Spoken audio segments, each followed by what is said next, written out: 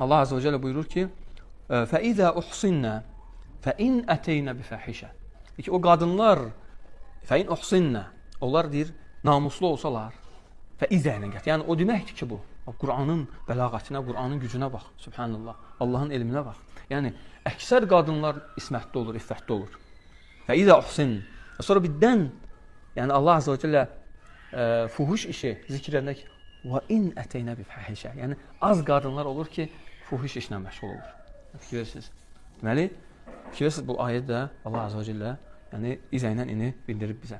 Və həmçinin Allah Azze ve Celle buyurur ki, يَا اَيُّهَا الَّذِينَ آمَنُوا اِذَا قُمْتُمْ اِلَى الصَّلَةِ yəni, namaza insan tez-tez durur. Nədir? Amma cunubu deyəndə, cunub halı tez az baş verir. Deyir ki, وَاِنْ كُنْتُمْ جُنُوبًا فَاتَّخَرُوا Fikirirsiniz. Yəni, cunub halı az baş verir. Onu yalata inlə gətirir. Allah akbar. Görün Qur'anın yəni incəliyinə, görün Qur'anın bəlağətinə. Mümkün deyil ki, istəyir hər hansı bir ateist olsun.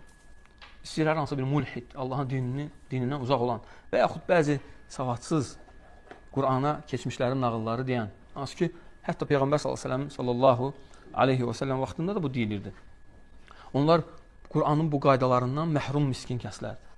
Ona görə onlar belə böhtanlar atdılar. Həqiqi onlardan səmimi olanlar bunları bilsə vallahi iman gətirər. Çünki bəşərdən, yəni heç vaxt bəşər belə kəlam gətirə bilməz.